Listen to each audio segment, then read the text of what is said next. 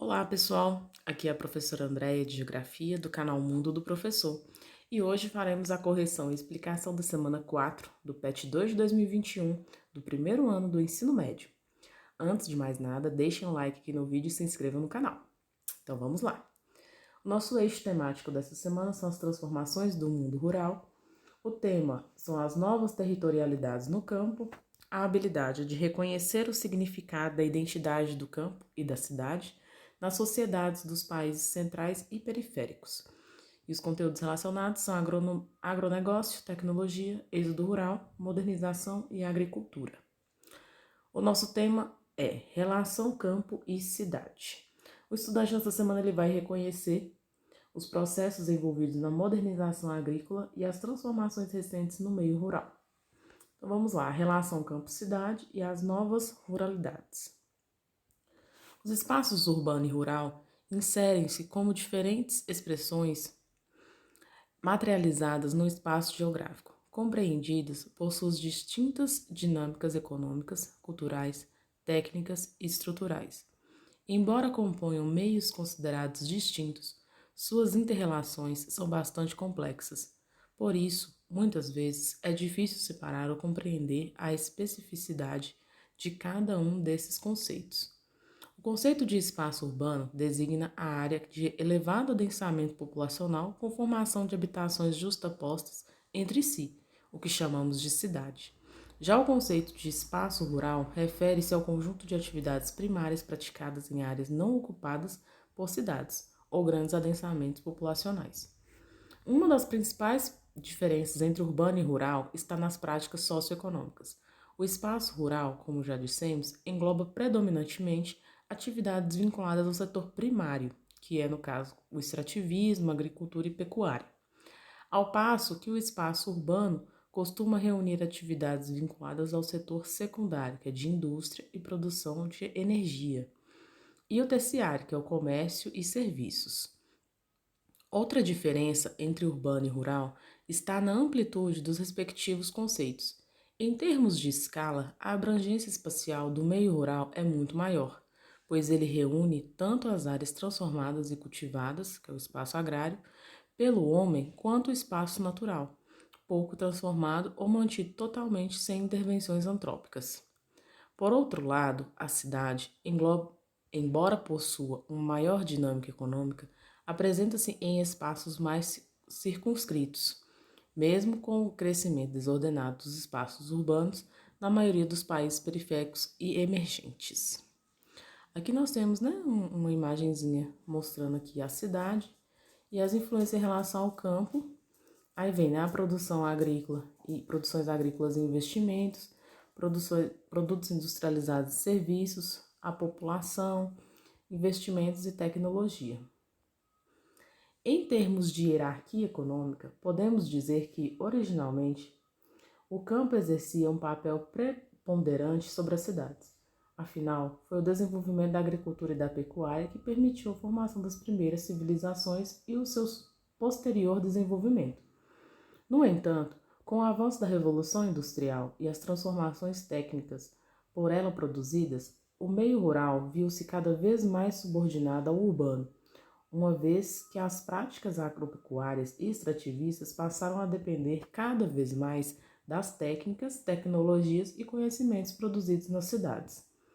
Durante as décadas, a crescente industrialização fez com que muitas pessoas deixassem o campo e migrassem para as cidades. Esse fenômeno é conhecido como êxodo rural e produz profundas consequências na organização urbana. No Brasil, o êxodo rural teve maior relevância entre os anos de 1960 a 1980, quando muitas pessoas deixaram o campo, deslocando-se para as cidades em busca de empregos nas fábricas. Com o avanço no meio técnico, a mão de obra no campo foi substituída pelos maquinários, expulsando as pessoas da terra, causando um inchaço urbano. A cidade moderna movimenta a vida dos homens como se fossem máquinas, e todas as ações são regidas pelo tempo rápido. Mas o campo, cada vez mais modernizado, também já aderiu às práticas ritmadas da globalização. Antes, eram apenas as grandes cidades que se apresentavam como um império da técnica, objeto de modificações, supressões, acréscimos, cada vez mais sofisticados e mais carregados de artifício. Esse mundo artificial inclui hoje um mundo rural. Meio técnico, científico e informacional atinge também o campo.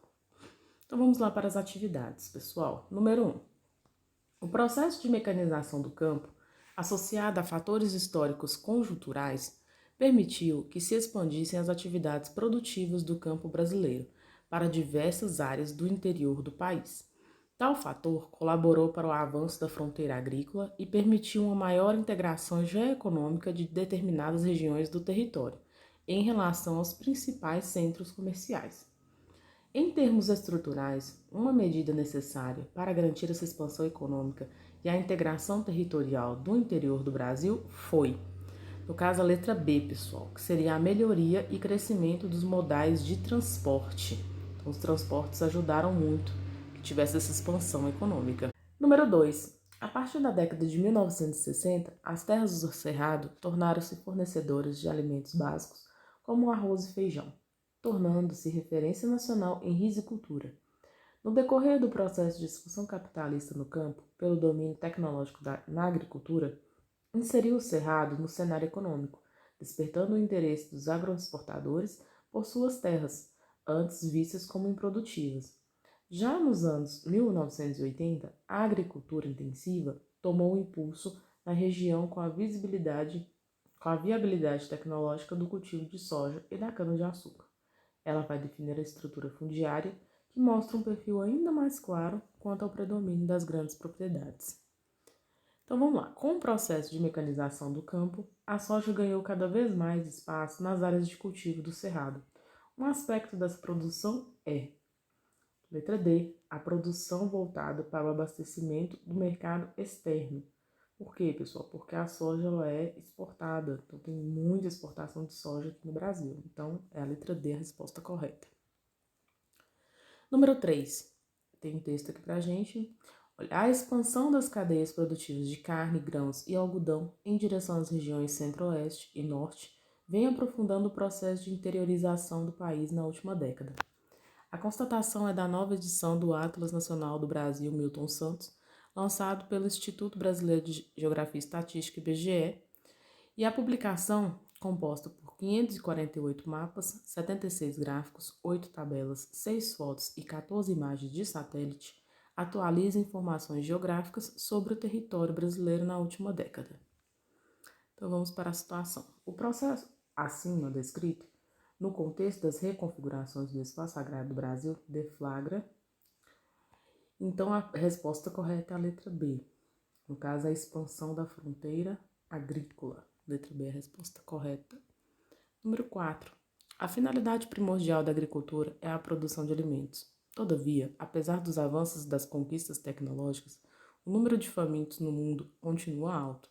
Com relação a esse tema, é correto afirmar, letra B, que a existência da fome no mundo é reflexo do preço elevado dos alimentos, da falta de acesso à terra, do controle das multinacionais no mercado agrícola, entre outras causas. E número 5, as imagens abaixo representam duas realidades do campo brasileiro, uma com maior e outra com menor grau de modernização. Então aqui, gente, podemos observar uma imagem com várias máquinas, né, vários tratores enormes, e outra tem um senhor que está em um campo, é bem mais simples, né? Então podemos ver uma parte modernizada e outra não. Com base nas imagens, quais são as vantagens e as desvantagens da modernização da agricultura no que diz respeito ao acesso à tecnologia e às condições de trabalho? Então podemos colocar assim, as vantagens seriam quais? Com as tecnologias, né, como o GPS e os drones, o homem ganhou mais facilidade para mapear a região do plantio. O uso de tratores de última geração e semeadeiras modernas facilitam o plantio de alimentos. A redução de custos com mão de obra, né, por conta das novas tecnologias. As colheitadeiras com computadores de bordo contribuem para uma colheita bem mais rápida.